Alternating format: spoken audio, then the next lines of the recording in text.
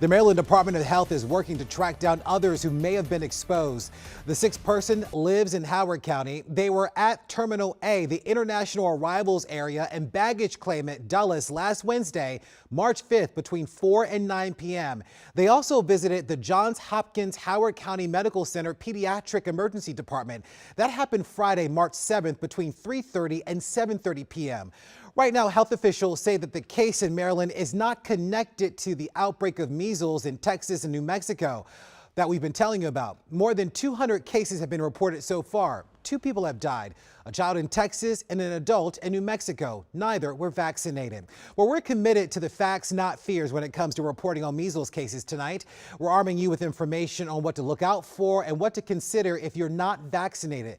I spoke with Dr. Linda Nabha. She's an infectious disease specialist and physician at the University of Pittsburgh Medical Center.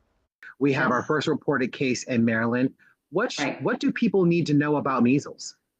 Measles is a highly contagious virus, which was deemed eliminated due to our mass vaccine program in the 1960s. It started in the 1960s. And so just because we vaccinate doesn't mean there aren't going to be outbreaks, and there have been some outbreaks in the past years. What do people need to know in terms of symptoms? What should they be looking out for?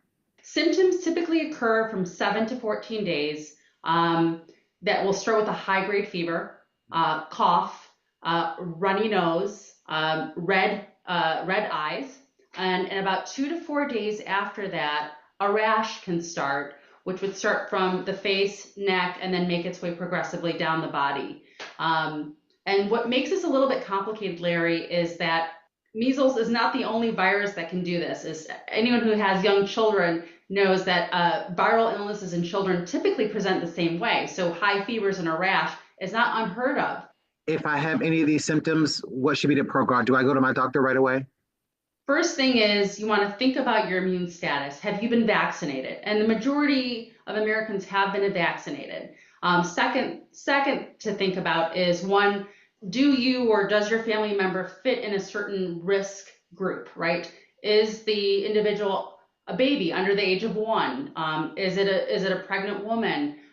Is it someone who's immunocompromised? These are the people that we worry about. If folks at home are not vaccinated, what's your recommendation to them? What's your message to them tonight? I think we have seen through history that we have seen a time that was a pre-measles vaccine era, and we have numbers, and we've seen millions of people were infected with measles prior to the vaccine program.